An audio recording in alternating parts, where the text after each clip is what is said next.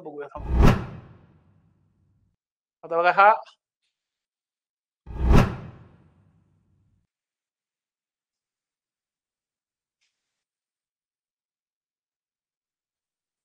Paper 2. आता हा तर आपल्याला शिकलेलाच नाही आपण, पण आपल्याला एक अंदाजा इन जनरल तुम्ही सांगता हा पेपर आता लिहा, 250 पैकी तुम्हाला 50 मार्क मिळतील.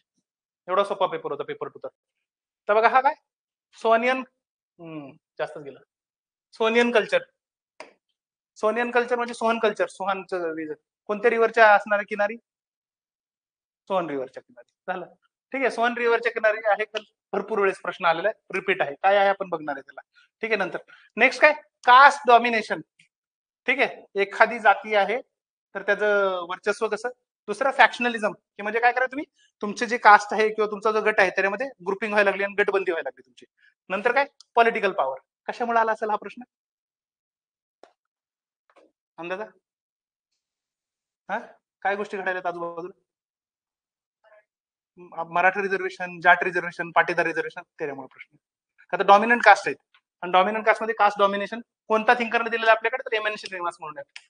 एमएनएस म्हणतो आपण एम एन श्रीनिवास त्यांचा कन्सेप्ट आहे. ठीक आहे. आणि नंतर काय फॅक्शनलिझम म्हणजे काय की त्याच्यामध्ये होत आहे की ग्रुपिंग बनत आहे म्हणजे रिलीजियस ऑर्गनायझेशन म्हणा किंवा एखाद्या ह्याच्यामध्ये ग्रुपिंग होऊन ते ग्रुपिंग कशी बनत आहे मला सांगा की एखाद्या गोष्टीचा फॉलोअर करतो एका दुसरं नाहीये मग ते वैचारिक आयडिओलॉजिकल चेंज असू शकते किंवा काही दुसरं असू शकते मग त्यामध्ये ग्रुपिंग होते. आणि पॉलिटिकल पॉवर बद्दल एखादा कमेंट करायचं. डॉमिनंट कास्ट प्रश्न भरपूर वेळेस आलेला आहे. डॉमिनंट कास्ट हा वाला प्रश्न त्याच्याशी थोडासा संबंधित होता, लिहिण्यासाठी जरासा अवघड होता. नेक्स्ट रिजनलिझम डायरेक्ट टॉपिक आहे आपल्याला लास्ट एकदम पेपर 2 चा सर्वात लास्ट टॉपिक.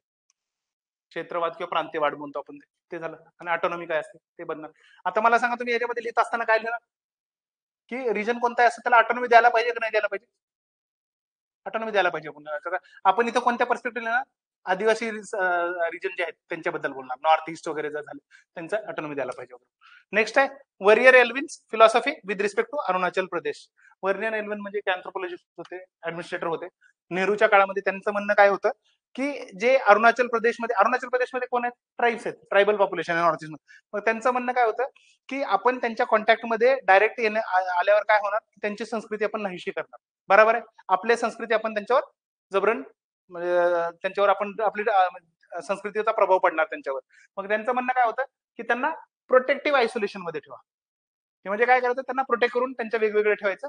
आणि त्यांचं म्हणणं आणखी एक होतं की त्यांना बॅकवर्ड म्हणून बघू नका, ते डिफरंटली सिव्हिलाइज आहेत म्हणा, हे वेगळ्या पद्धतीने त्यांची सभ्यता म्हणजे त्यांचे हे उदय झालेला आहे त्यांचा असं म्हणत. मग ते होतं त्याच्याबद्दल हे लिहायचं होतं तुम्हाला की तुम्ही काय करणार त्यांना की बेसिकली त्यांना काय म्हणलं होतं कसला अप्रोच नॅशनल पार्क सारखा अप्रोच करा.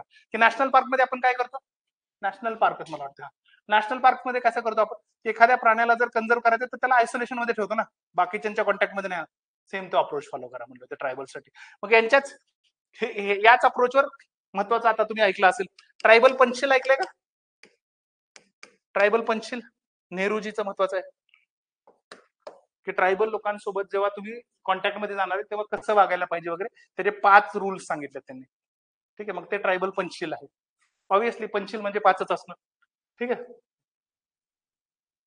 नेक्स्ट बघा हे characteristics and communication between little and great tradition.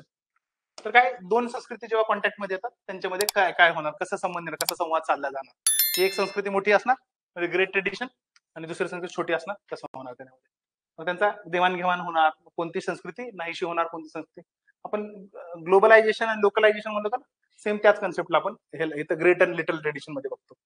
हे आता तुम्हाला म्हणजे जस्ट ऐकून घ्या बघा.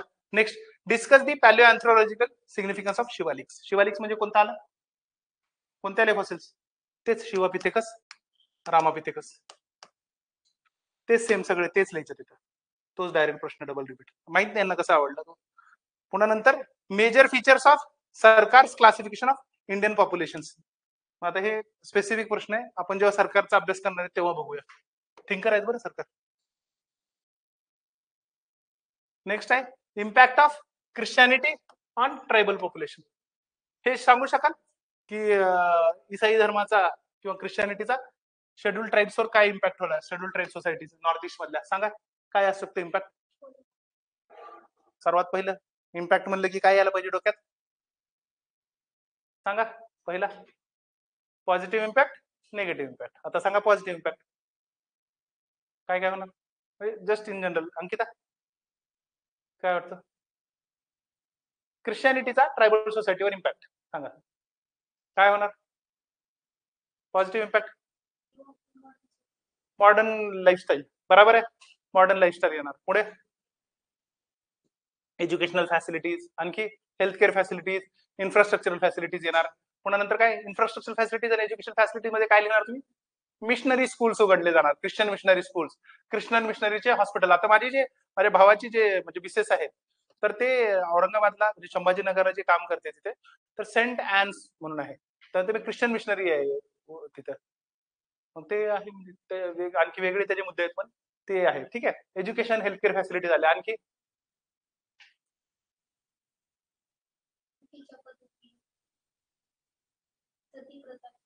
बरोबर आहे. मॉडर्न जे आपल्या म्हणजे इव्हिल प्रॅक्टिसेस होत्या सोसायटीमध्ये त्या नाहीशा होणार. बरोबर आहे की सती प्रथा वगैरे नाही. पुन्हा नंतर पॉलिगॅमी. बरोबर आहे. पॉलिगॅमीचं कुठं रूपांतर होणार?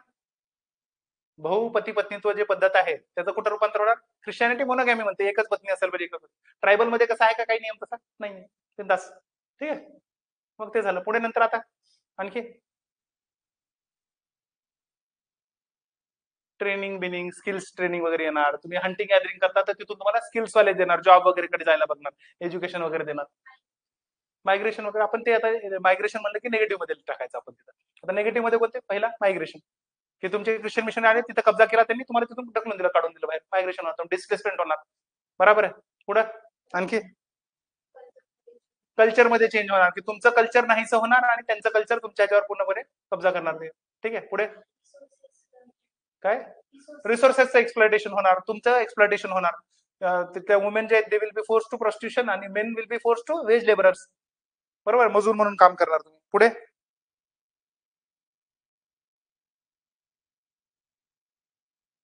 पुढे सांगा आणखी. इंडिव्हिज्युअलिटी मला सांगा. हा बरं झाले. चेंज कसा होणार? इंडिव्हिज्युअलिटीला जास्त वाव मिळणार का कमी वाव होणार ख्रिश्चॅनिटीमुळे? जास्त मिळणार. ट्रायबल सोसायटीमध्ये कुणाला महत्व जास्त आहे? नाते समतावादी सोसायटी आहे सगळ्यांना महत्व आहे.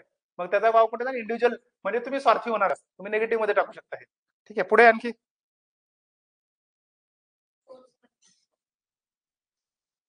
आपण कोणता? हा ठीक आहे. पुढे बोला बोला. फोर्सफुल कन्व्हर्जन्स असणार. बरोबर आहे. व्हॉलंटरी नसणार. फोर्सफुल कन्व्हर्जन इश्यू म्हणून द्यायचं.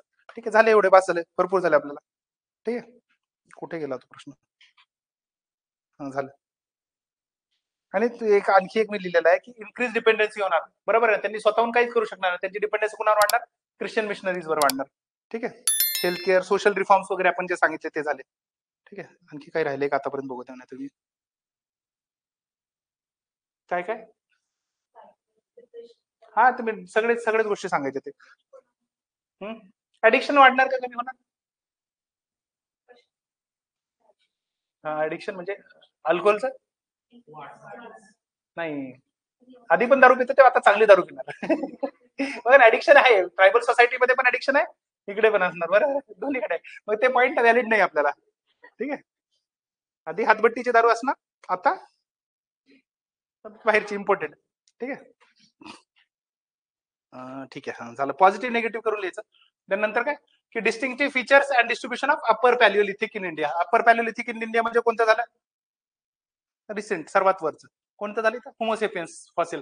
तुम्हाला हे काय करायचं जेव्हा आर्किओलॉजी शिकवणार आहे ना तर तेव्हा पिरियड आणि त्याचा एक माणूस जो आहे तिथला तो लक्ष ठेवायचा. ठीक आहे.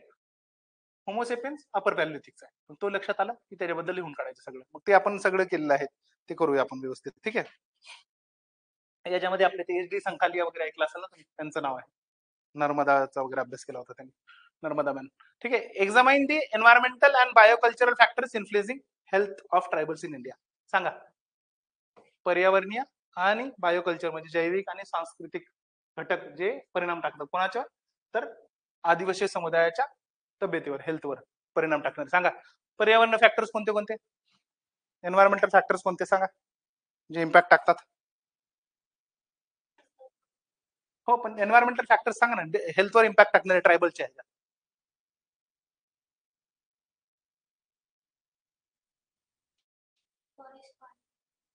म्हणू शकता, चालेल, चला एन्व्हायरमेंटल इम्पॅक्ट मध्ये म्हणू शकता. तसं जनरली मी हे फॉरेस्ट फायर आपोआप लागलेली फॉरेस्ट फायर आपण म्हणू शकतो एन्व्हायरमेंटल मध्ये. पुढे फ्लड्स वगैरे, ड्रॉट्स वगैरे झाले, कॅलॅमिटीज झाले एका ठिकाणी. आता पुढे पोल्युशन मी बायोकल्चरल मध्ये टाका बोलतो. तर कल्चरमुळे झालं ना, पोल्युशन आपण करायला लागलो. पुढे काय रिजन काय आता आले बरोबर, की एखाद्या हिली एरियामध्ये आहे, तिथं जे रिसोर्सेस आहेत त्या हिशोबाने हेल्थ असणार. हिली एरियामध्ये काय असणार, आयोडीन डेफिशियन्सी. मग ते सांगा तुम्ही. किंवा तुम्ही ज्योग्राफिकली आयसोलेट झालेली एखादी ट्रायबल पॉप्युलेशन आहे, त्यांच्याकडे खाण्यासाठी दुसऱ्या आहेत काही गोष्टी नाहीये, मग त्या हिशोबाने माल नरिशमेंट असणार. तुम्हाला सेंटिनली जाडवाड मिळणार नाही ना, तर लिमिटेड खायला मिळतो त्याला. त्या गोष्टी झाल्या. आणि बायोकल्चरल फॅक्टर्स हेल्थवर इम्पॅक्ट करणारे कोणते बायोकल्चरल मध्ये सांगा सांगा. सांस्कृतिक आणि जैविक फॅक्टर कोणते कोणते असणार. आता बायो म्हणले की हेल्थवर इम्पॅक्ट टाकणार कोणता, बायोलॉजिकल फॅक्टर कोणता आहे हेल्थवर इम्पॅक्ट टाकणारा. सर्वात मोठा जैविक फॅक्टर कोणता आहे हेल्थवर इम्पॅक्ट टाकणारा. जैविक फॅक्टर कोणता आहे बायोलॉजिकली तुमच्यावर इम्पॅक्ट टाकतो, तुमची हेल्थ, जेनेटिक्स. ठीक आहे. पुढे नंतर कल्चरल फॅक्टर्स कोणते कोणते, कल्चरल फॅक्टर कोणते. हो संस्कृती सांगा सांगा कोणते. जसं रिलीजन, रिलीजन डिटरमाइन करा तुमची हेल्थ कशी असणार. व्हेजिटेरियन मध्ये B12 डेफिशियन्सी बरोबर आहे. बाकीच्यांमध्ये मग जे त्या हिशोबाने तुम्ही मग obesity will be more in, म्हणजे जे मीट इटर्स आहेत त्यांच्यामध्ये असं सांगा, किंवा हाय कोलेस्ट्रॉलचे चान्सेस त्यांच्यामध्ये जे झाले. पुन्हा नंतर कल्चरल फॅक्टर आणखी कोणते सांगा. रिलीजन कसं इम्पॅक्ट करणार हेल्थवर, आणखी दुसरा इम्पॅक्ट सांगा बरं. व्हेज नॉनव्हेज झालं ते सोडून पॉलिगॅमी आहे का मोनोगॅमी आहे. का मेंबर्स जेवढे जास्त असणार खायला तेवढं कमी, बरोबर आहे एखाद्या ठिकाणी. मग ते असं, किंवा तुम्ही preference to son meta preference म्हणतो ना आपण, जे एखाद्या ठिकाणी तुमच्या कल्चरली जर तुम्ही म्हणजे पुरुष प्रधान संस्कृती आहे, तुम्हाला कोणाला प्रेफरन्स देणार तुम्ही, पुरुषाला म्हणजे मुलाला. मग मुलाला खायला मिळणार, मुलींना नाही मिळणार. ते झालं कल्चरल हेल्थ. मग त्यांच्यामध्ये अॅनिमिया वगैरे कुठे जास्त असणार, इथे असणार स्त्रियांमध्ये अॅनिमिया वगैरे जास्त असणार. पुन्हा नंतर आणखी काय सांगा आणखी. आता एखाद्या धर्मामध्ये कॉन्ट्रासेप्टिव्ह वापरायला मनाई आहे, मग एसटीडीचं प्रमाण वाढणार त्याच्यामध्ये, सेक्शुअली ट्रान्समिटेड डिझीज त्याच्यामध्ये असणार, एड्सचं प्रमाण त्यांच्यामध्ये जास्त असणार. ते झालं. आपण याच्यामध्ये एन्व्हायरमेंटल मध्ये आपण आठवतं तुम्हाला एक म्हणलं होतं की एन्व्हायरमेंट एखादी बिमारी आणतं, कोणतं होतं आफ्रिकेमध्ये बिमारी, सिकल सेल एनिमिया. बरोबर आहे. ते का बरं झालं त्यांच्यामध्ये sickle cell anaemia, iron deficiency नाही. पुढे तिथे मलेरिया होतो भरपूर, तिथे मच्छर भरपूर आहे जंगलात. मग काय करतात मच्छर, काय करतात मलेरिया पॅरासाइट कशामध्ये राहतो, जाऊन आरबीसी मध्ये राहतो, रेड ब्लड सेल मध्ये. आणि मग काय होतं सिकल सेल मध्ये काय होतं, नॉर्मल जे असतो आपला आरबीसी असा असतो, हे असा म्हणजे असा आतल्या साईडनं असा दबलेला गेलेला असतो. बट सिकल सेल मध्ये त्याचा शेप कसा होता, असा होतो, असा होतो. मग काय होतं याच्यामध्ये पॅरासाइट राहू शकत नाही, मग यांना मलेरिया होऊ शकत नाही. मग त्याच्यासाठी प्रोटेक्शन म्हणून डेव्हलप झालेला आहे तो. ते झालं. मग ते एन्व्हायरमेंट फॅक्टर मध्ये कसं होणार तुम्ही बघितलं. आणि बायोकल्चर कसं झालं ते ट्रायबल्स मध्ये सांगायचं तुम्ही. ठीक आहे. आता इंडिया स्पेसिफिक पण सांगू शकता यामध्ये. ठीक आहे.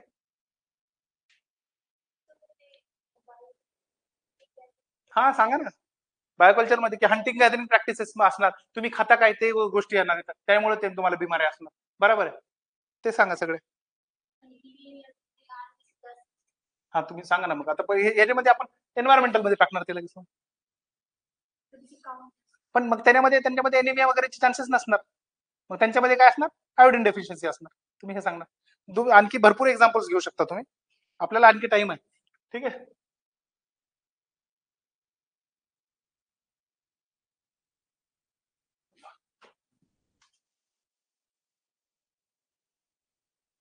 कसं जातो हा खूपच अवघड होते. झूम आउटच करावं लागेल पुन्हा. झालं ना, आणखी किती झूम आउट करू.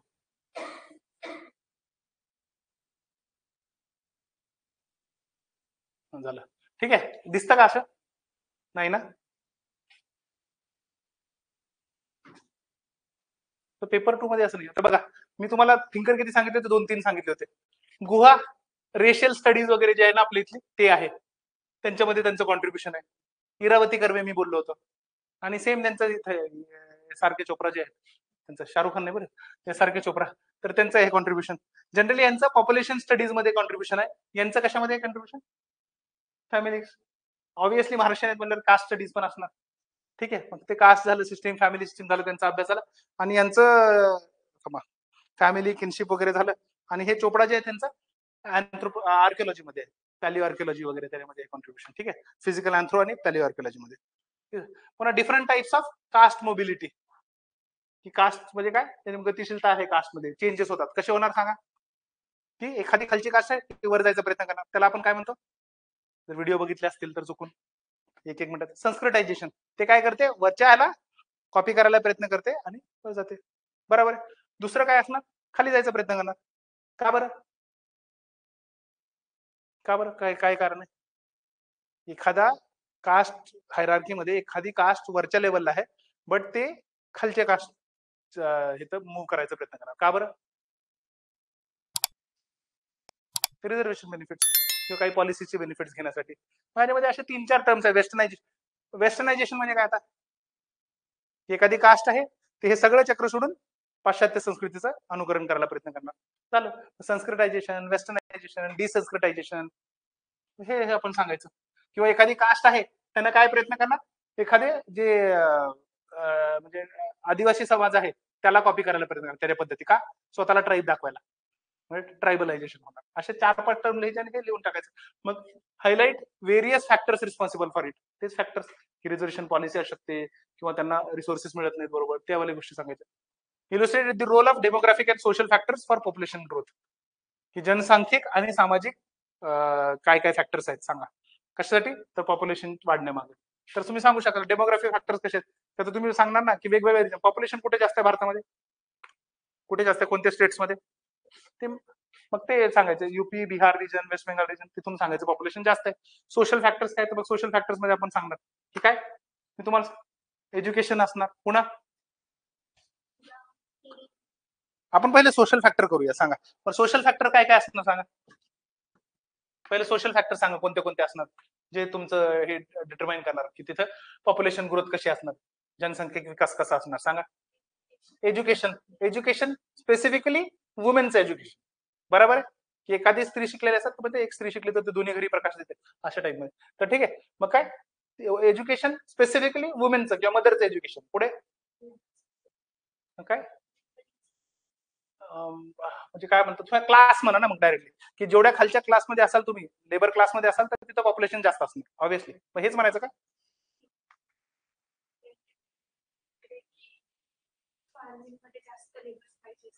हा, मग तुमचं ऑक्युपेशन कोणतं आहे ते जेव्हा ठरणार. बरोबर आहे, तर ते सोशल फॅक्टर आहे. बरोबर आहे, की फार्मिंग ऍक्टिव्हिटी मध्ये असाल तुम्ही तर मग तिथे जास्त पॉप्युलेशन लागणार. बट तुम्ही डॉक्टर असाल तर नाही, एखादा ग्रुप असेल.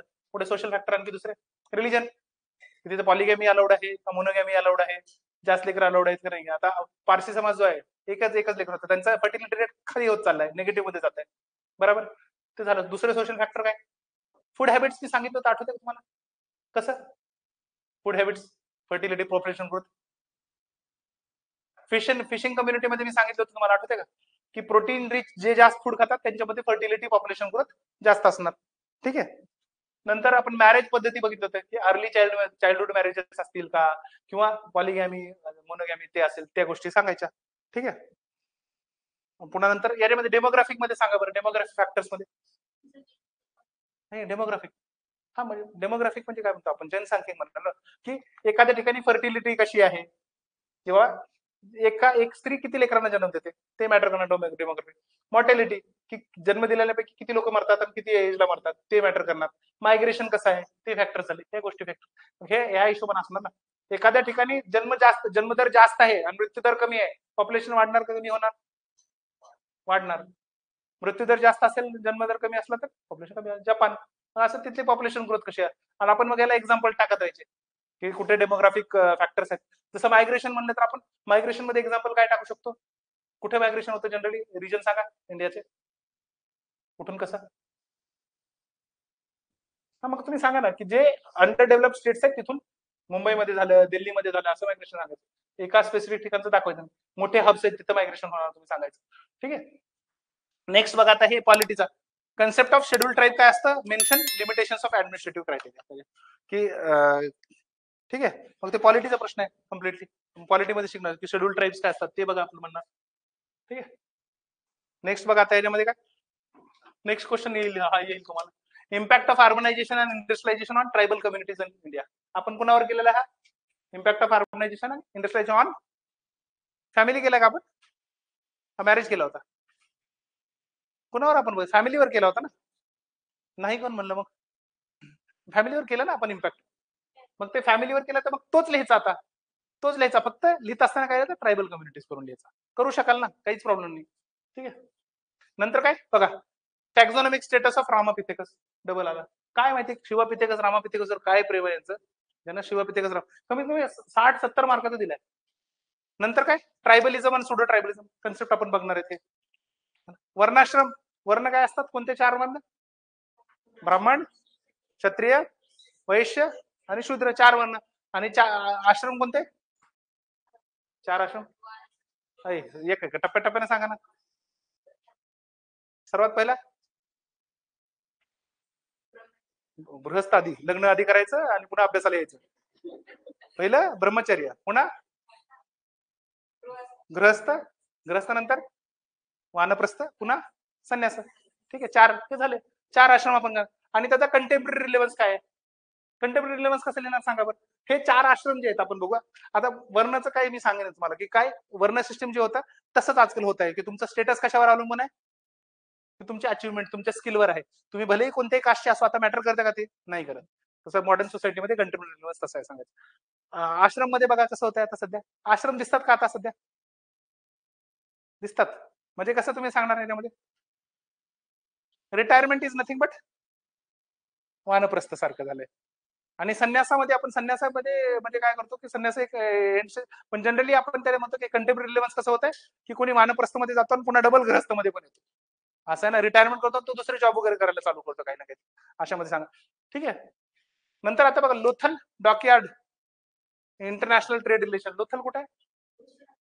हो पण कशामध्ये आहे, कोणती कुठली साईट आहे? आपण कशामध्ये बघतोय हिस्ट्रीमध्ये?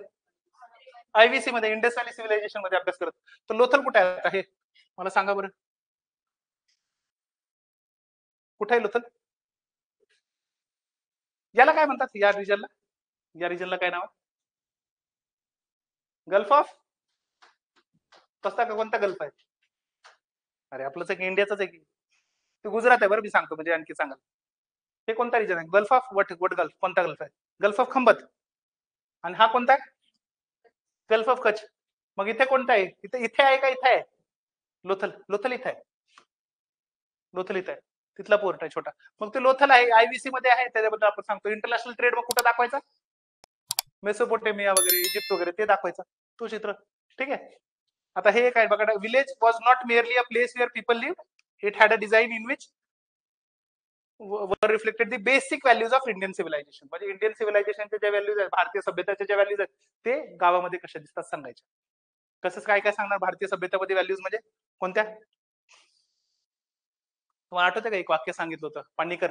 पाणीकर काय म्हणले ते हिंदू समाजाचा किंवा भारतीय समाजाचा अभ्यास करायचा तर 3 गोष्टींचा अभ्यास करा. कोणत्या 3 गोष्टी? कोणत्या 3 गोष्टी? कास्ट सिस्टीम, जातीय व्यवस्था, दुसरं कुटुंब व्यवस्था आणि तिसरं ग्राम समुदायांचा अभ्यास करा. बरोबर आहे. विलेजेस. Very good. ठीक आहे. मग हे आहे. मग आता मग ते आपल्याला तेच सांगतं. मग ते वाक्य टाकून आपण सुरुवात करायची. ठीक आहे. की म्हणजे की इंडियन सिव्हिलायझेशन अभ्यास करायचा आपला गावांचा अभ्यास करावा. मग त्यामध्ये तुम्ही सांगणार की हायरार्की सगळीकडे दिसते, गावांमध्ये पण हायरार्की दिसते. त्याच गोष्टी म्हणजे विलेज रिप्रेझेंट करते इंडियाला. बरोबर आहे. चला पुढे.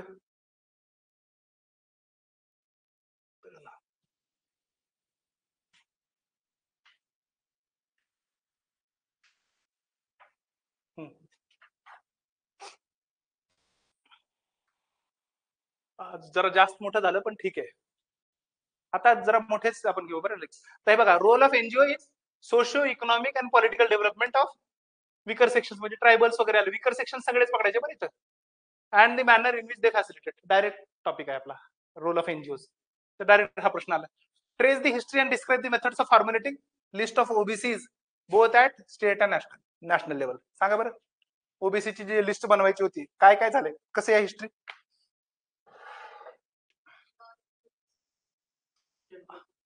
बरोबर, केळेकर कमिशन पहिलं सर्वात, पुन्हा नंतर मंडल कमिशन, आणि नंतर आता कोणतं, नंतर इयर लक्षात आहेत का तुम्हाला? केळेकर कमिशन कधी होतं, मंडल कमिशन कधी होतं? मला मी इयर लिहिलेले आहेत, मला पण आठवण गेलं. आणि नंतर आताच रिसेंटली कोणतं?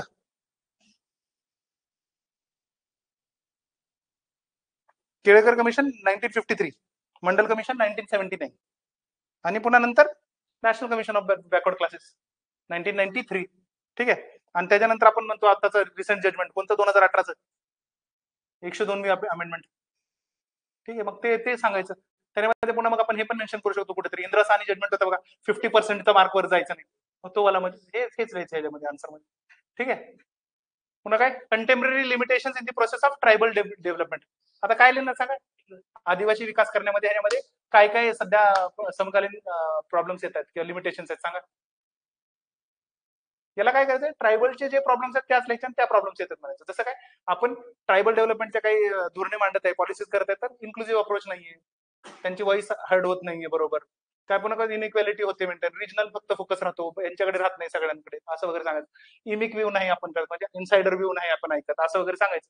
आणि अँथ्रोपॉलॉजी नॉलेज कसं कॉन्ट्रीब्युट करू शकतो, तर सांगायचं मग की प्रत्येक पर्सन अँथ्रोपॉलॉजी काय करते, होलिझम सगळ्यांना घेऊन अभ्यास करते, इन्क्लुझिव्ह अप्रोच करायला लावते, इनसाइडर व्ह्यूचा विचार करायला होते, तुम्ही स्वतःचे स्टिरियोटाईप नका ठेवू म्हणते, पार्टिसिपेंट ऑब्झर्वेशन सांगते, असं बरोबर, की तुम्ही सहभागी घ्या, पुनर्निरीक्षण करा म्हणतो, असं हे सांगायचे सगळे.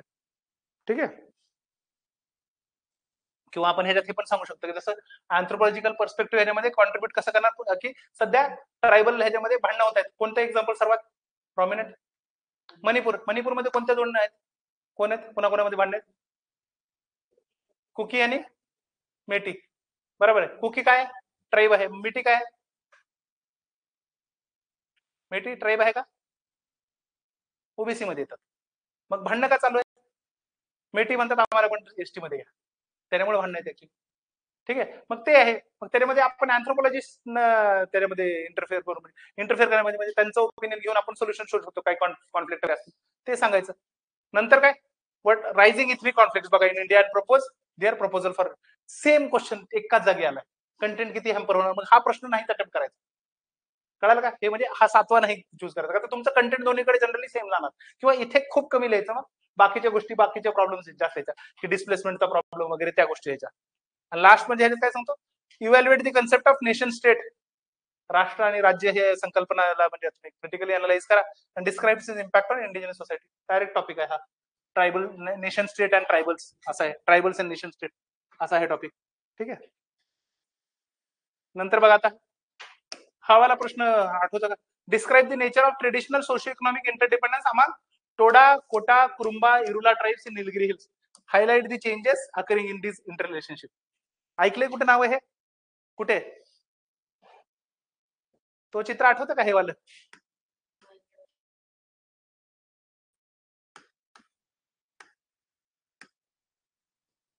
सॉरी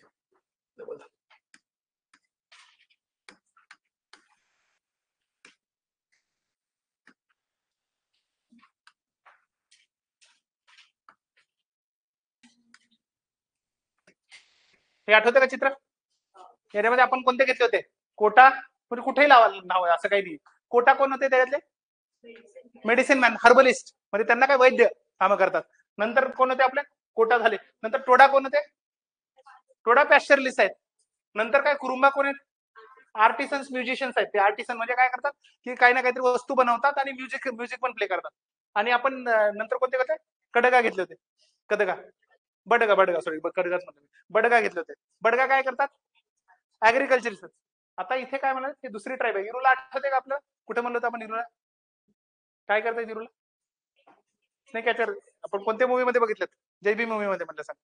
तर इरुला जे आहेत, तर इरुला स्नेक कॅचर्स आहेत, म्हणजे कोण आहेत ते, हंटर आहेत, एवढं तरी कळालं ना, स्नेक कॅचर मध्ये हंटर, तर मग हंटर. आता इथे काय इरुला, इरुला, कोटा, कुरुंबा आणि टोडा असं चित्र काढायचं होतं, आणि सांगायचं होतं इंटरडिपेंडन्स कसा आहे यांचा.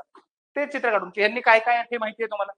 हे प्रश्न मी सांगतो ना, 70% लोकांना नसतं लिहिता आला, आणि तुम्ही सांगणार मग तिथं की बॅलन्स रेसिप्रोसिटीचं एक्झाम्पल आहे हे सांगा, आणि मग त्यांचं ओपन वॉटर सिस्टम टाईप आहे.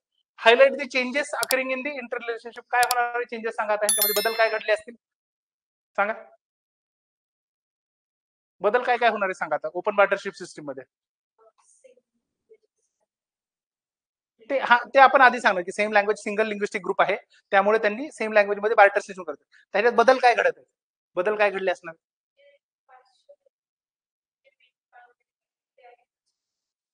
बरं ठीक आहे पण नाही आणखी सोपं गोष्टी बघा ना एवढं कॉम्प्लिकेट का करलं. कमर्शियलायझेशन आलंय बार्टर सिस्टम सोडायला लागले पैशाला व्हॅल्यू द्यायला लागले. काय करले भरपूर जण पैसा नाहीये पॅस्टोलिझम सोडून निघून चालले.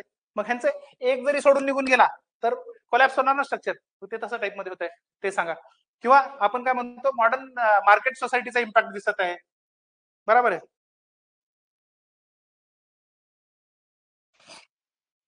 ठीक आहे म्हणून नंतर बघा डिफाईन मायनॉरिटी आलं पॉलिटी. मायनॉरिटीची डेफिनेशन काय नाहीये प्रॉपर डेफिनेशन लिंग्विस्टिकची पण नाहीये आणि आपण कोणते म्हणतो लिंग्विस्टिक मायनॉरिटी आणि कोणतं रिलिजियस मायनॉरिटी याचं डेफिनेशन नाही जनरल.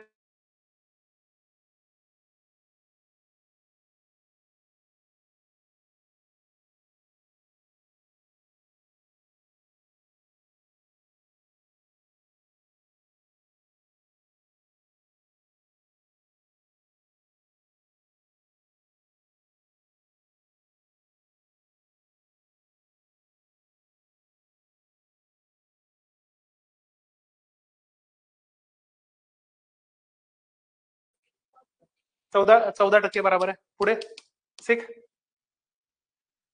सिख किती आहेत सिख आणि ख्रिश्चन मध्ये किती आहे सिख आहे काय नॉट 1.4% आसपास आहे. ख्रिश्चॅनिटी किती आहे 2% का किती हा हा 2 to 3% आहे. 2% कसे हा 2 to 3% बरोबर 2%. नंतर पारसीस खूपच कमी 1%च्या पण खाली त्याला मोजायचं नाही. हे जैनिझम जैनिझम किती आहेत 0.4% आणि बुद्धिझम 0.7%. तर हे सांगायचं आणि याच्यामध्ये मग pattern of elaborate pattern of linguistic and religious minorities in India सांगायचं मग ते पॅटर्न जे असेल ते की पॅटर्न रिलिजियस अँड लिंग्विस्टिक मायनॉरिटीसाठी कसं करणार तुम्ही पॅटर्न बेस्ट वे काय राहील याच्यासाठी सांगा. मॅप काढायचा रिलिजियस ह्याला सांगायचं. मग जसं फॉर एक्झाम्पल आता तुम्हाला दाखवतो इंडियाचा मॅप काढला आता हे एकदम फास्ट काढलं बरं.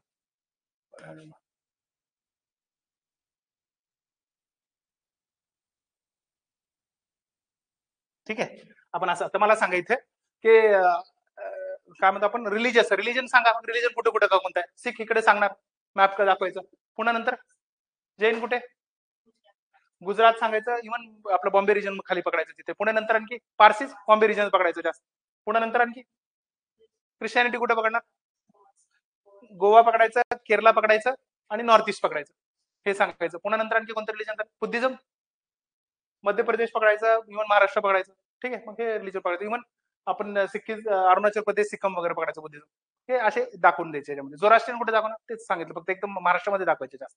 ठीक आहे आणि नंतर हे झालं आपलं कोणतं रिलिजियस आणि लिंग्विस्टिक मायनॉरिटी सांगा लँग्वेज कशी दाखवणार लिंग्विस्टिक मायनॉरिटी लँग्वेजेस कोणते कोणते आहेत हा मग आता हे हा ट्रायबल लँग्वेजेस दाखवून द्यायचा. हा इथे कोणते असणार लँग्वेज सांगायची इकडे ट्रायबल लँग्वेज म्हणा तुम्ही किंवा इंग्लिश स्पीकिंग ट्रायब सांगायचं. पुन्हा नंतर इथे कोणती उर्दू इथे कोणती पंजाबी इथे कोणती महाराष्ट्रीयन मराठी इथे तेलुगू माहिती आहे ना भाषा कोणत्या कोणत्या आहेत तेलुगू कन्नड कोणती मल्याळम इकडे झाली हे तामिळ असे सांगून द्यायचं. मग हे बनवायचे हे लिंग्विस्टिक मायनॉरिटी झालं ना. मग असं हे चित्र बनवायचं झालं मोर देन इनफ झालं. ठीक आहे last but not the list what are the identifying criteria for PVTGs and examine the current status काय त्यांचं nomenclature काय आणि त्याचं डिस्ट्रीब्युशन कसं आहे ते सांगा म्हणून.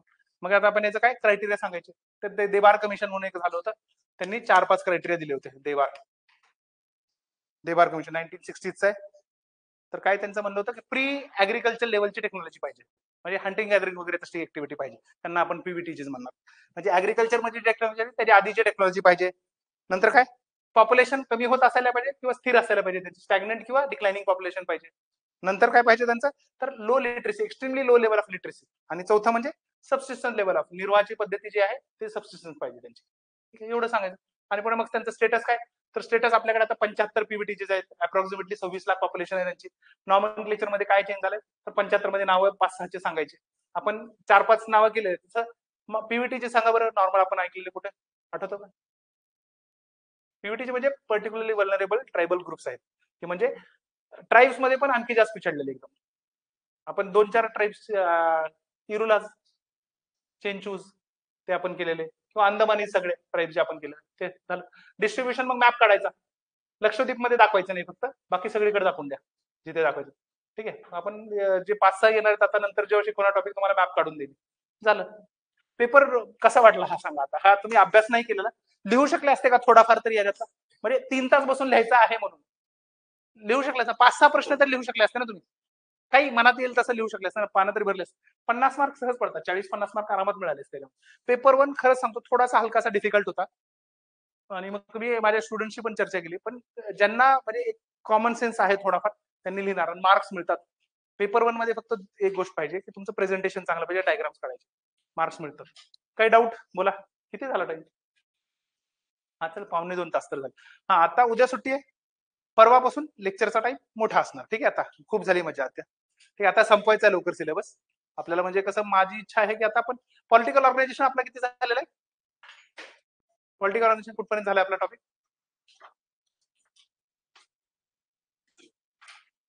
पॉलिटिकल ऑर्गनायझेशन कुठपर्यंत झालं आपला टॉपिक मला सांगा. मला वाटतं आपण स्टेट फॉर्मेशनचे हे घेतले होते फक्त, है ना? स्टेट्स कसं फॉर्मेशन झालं, थेअरीज ऑफ स्टेट फॉर्मेशन तेवढं घेतलं. चालेल, आपण आणखी मला वाटतं इकडे इकडे लक्ष इकडे, मला वाटतं 1 किंवा 1.5 लेक्चर लागेल याला. आपण फास्ट संपवायचा प्रयत्न करू, किंवा एका लेक्चर मध्ये पण संपू शकेल, बघू आपण ते हळूहळू आणखी पेस वाढवूया. आणि नंतर याच्यानंतर रिलीजन टॉपिक आणि नंतर थेअरी चालू करूया. तर माझा प्लॅन असा आहे की आणि बरं, प्री किती जण देणार आहे तुमच्यापैकी? 4-5 जण होते मागच्या वेळेस, आहेत ना? ठीक आहे, मग आपण काय करू, मी 20 तारखेला सुट्टी म्हणतो, ते 22-23 ला सुट्टी देऊ, म्हणजे 5 दिवस तरी तुम्ही अभ्यास कराल. 22-23 पासून 5 दिवस सुट्टी करू. आणि इमिडिएटली काय झालं, काय बोला जास्त पाहिजे काय? नाही, मी 20 पासून म्हणलं होतं, असं काही नाही. जर एक्झामला जाणार असाल ना, आणि हे नाही आहे ना की फॉर्म भरलेला असं चुकून निघाली प्री तर चांगलं आहे. अरे मी तुम्हाला सांगतो, मी काल माझे मित्र कंपनी आहे अशी, मी त्यांना जाऊन भेटलो.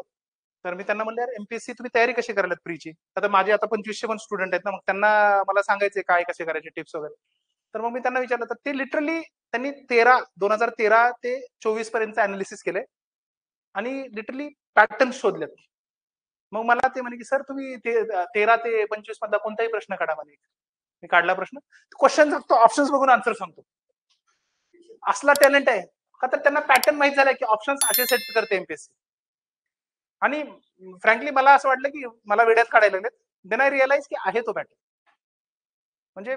आणि पुन्हा नंतर मग मी काल परवा बघितलं, माझे 1-2 मित्र पण आहेत असे बाहेर, ज्यांचे इन्स्टिट्यूट चालू आहेत, ऑनलाईन क्लासेस चालू आहेत, त्यांच्या बॅचेस चालतात त्याच्या scientifically design logical approach batch असं म्हणून. आणि त्या बॅचेस आहेत चाललेले, 99 रुपये 100 रुपयामध्ये बॅचेस आहेत अशा, 1-1 लाख मुलं घेतात.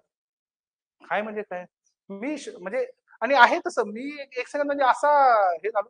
आणि 1/4 निगेटिव्ह आहे, त्यामुळे अटेम्प्ट सगळे करायचे म्हणे. आणि सर म्हणे मला पेपर दिला ना, 100 प्रश्न आहेत, 100चे 100 अटेम्प्ट करायचे.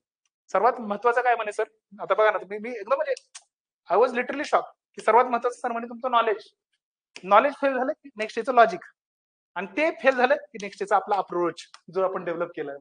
मग त्यांचे टर्म्स आहेत वेगवेगळे. मी लिटरली 2-2.5 तास त्यांच्यासोबत बसलो होतो. म्हणजे फॉर एक्झाम्पल, आता आय डोंट नो की कितपत आहे बरोबर, बट एखादा जर काही अशी गोष्ट असेल की एखादा फिनॉमिना विचारलेला आहे काही, किंवा एखादा थिंकर बद्दल जर काही ओपिनियन असेल आणि 4 ऑप्शन दिलेत, तर ते वाचतही नाहीत options. The longest option will be the right option. माहित नाही कसं, आणि मी जेवढे आन्सर्स बघितले सगळ्यांमध्ये तसं आहे. मग त्यांचं म्हणणं काय आहे की सर पहिलं नॉलेज अटेम्प्ट करा, 100 प्रश्न त्यातले 60 झाले तुमचे नॉलेज आणि लॉजिकवर, बाकी 40 ला होऊ दे ना तसं. आणि सर म्हणे आपण जर 10 अटेम्प्ट असे केले तर 7 ते 8 तर बरोबरच येतात तो अप्रोच. आणि 7 ते 8 खूप झालं, असे बरोबर येत नाही 7 ते 8 नॉलेजने. म्हणलं खतरनाक आहे. आणि भरपूर आहे. त्यांनी आता हे जे मी तुम्हाला सांगितलं ना, याला नाव त्यांनी ठेवले लांबडा. लांबडा जो असेल तो बरोबर. आणि आता जे मॅच द फॉलोइंग असतात, इकडचं मॅच द फॉलोइंग, इकडचं एबीसीडी मॅच करायचे, लिटरली वरचं झाकलंय भाऊनी, आणि खालच्या मध्ये काय करतात, एलसीएम काढतात, की म्हणजे जो मोस्ट कॉमन असेल सगळीकडे फिरवलेला तो आन्सर. वाह आहे. आणि मी म्हणलं यार आता कसं पॅटर्न 2013 ते आतापर्यंत चेंज झाला असेल एमपीएससी मध्ये, कदाचित सेट करणार थोडी ना एकच माणूस आहे. सर म्हणे क्वेश्चन कसे असो ऑप्शन्स असेच असतात म्हणे. कॉन्फिडन्स लेवल खतरनाक आहे बरं. आता मी काल बघितलं, म्हणजे लिटरली आम्ही 2-3 पेपर्स मी रॅन्डमली घेऊन त्यांना प्रश्न विचारले, सगळे सांग असं नाही की पाठ केलंय, एकदम खतरनाक आहे. मग ते अप्रोच बघा तुम्ही पण खरंच जर देणार असतात. आणि आपल्याला मार्क्स, आणि आणि ज्यांनी मला सांगितलं ते तिघ होते. मार्क्स मागच्या वर्षी कट ऑफ किती होता, 117. मार्क्स किती असतील यांना, गेस तो करो. एक 132, एक 142 आणि एक 150. आणि मग जो 132 वाला मित्र आहे तो माझा ज्युनियर आहे एमबीबीएसचा. मग त्याला मी विचारलं की यार 135, सॉरी 32 नाही, 135, 142 आणि 150. तर 135 वाला माझा ज्युनियर म्हणे सर आपण युपीएससी वाले आहेत, त्यांना युपीएससी अटेम्प्ट संपलेत, आपण युपीएससी वाले आहेत सर, आपण हे विचार करत नाही, आपण काय करतो, आपण अननेसेसरी लॉजिक लावायला शोधतो आणि अप्रोच फेल होतो. सर मला मागच्या वर्षी म्हणे 79 मार्क होते म्हणे, आणि यावर्षी 135 आहेत म्हणे. आहे फरक पडतो. आणि म्हणे सर त्यांना मेन्स पण आता दिली होती ना, तर म्हणे सर मेन्स मध्ये मी अप्लाय नाही करू शकलो म्हणून माझे 50-60 मार्कचं नुकसान झालं असं म्हणतो, नाहीतर ते तिथे पण झालं असतं.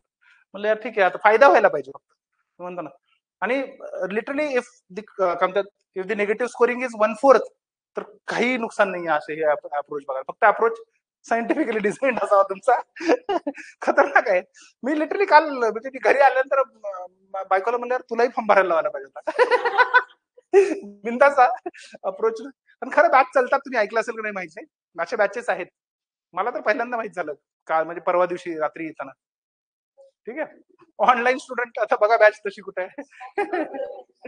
ऑनलाईन काही डाऊट असतील तुम्हाला तर विचारू शकता पेपर बद्दल. बाकी पेपर बरं वाटलं, काहीतरी फायदा होईल काय पेपरचा, भीती तर नाही वाटली ना पेपर बघून, पेपर 2 तर वाटली नसेल का तर काय एवढी, पेपर 1 जर अशी वाटली असेल. पण बघूया, आपण करूया, आणखी कंटेंट आपला भरपूर डेव्हलप होणार आहे. ठीक आहे, काही विचारायचं शिवानी, काही कोणाला विचारायचं, रिदा नाही, ऑनलाईन डाऊट असतील मेसेज करा, कॉल करा. आणि तुम्ही खूप प्रोएक्टिव्ह आहात बरं, म्हणजे आता मी लिटरली मी सांगतो, आम्ही 12-12 तास आईच्या बाजूला मी रात्री थांबायचो. तर मग मी रात्री, मला वाटतं प्रणव तुम्हीच पाठवलं होतं ना, मी तुम्हाला रात्री, मग मी रात्री रिप्लाय केलं आईच्या बाजूला बसून, झोपत नाही मी तिथे, हॉस्पिटलमध्ये परमिशन घेतली होती आम्ही बाजूला बसायला, तिथून बसून मी रात्री रिप्लाय केले होते. मग ठीक आहे, म्हणजे प्रोएक्टिव्हनेस खरंच चांगलं वाटतं असं बघून. मी मम्मीला माझ्या सांगत होते, मम्मी म्हणत मोबाईलवर काय करायला, तर मी म्हणलं मम्मा अगं स्टुडंट आहेत म्हणलं, त्यांना रिप्लाय करत आहे. ठीक आहे, काही डाऊट असतील लिहा, आन्सर्स लिहा जेवढे लिहिता येतात. तर मॅरेज किनशिप वाला जो होता आता प्रश्न, लिहायची इच्छा असेल तर लिहून बघा कसं लिहिता. ठीक आहे, ट्राय करा.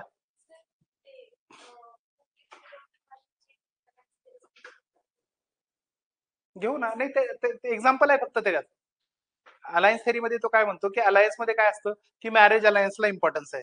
मग त्याच्यामध्ये कसं आहे की कुकीपुरम मध्ये कोणी केलेला आहे, निधामनं अभ्यास केलाय, तो काय सांगतो की यांच्यामध्ये अलायन्सेस किंवा संबंध कसे तयार केले जातात, तर लग्नाच्या थ्रू कसे, तर एक वाईफ गिव्हर सोसायटी असते आणि दुसरी काय असते, वाईफ टेकर.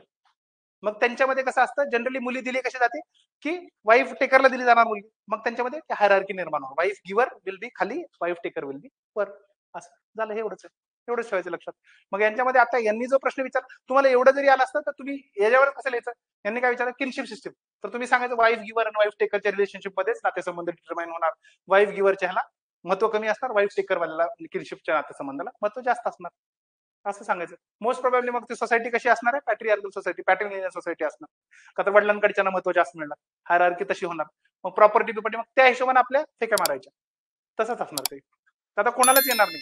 ठीक आहे, चालेल, चला चला मग, चला, थँक्यू सो मच.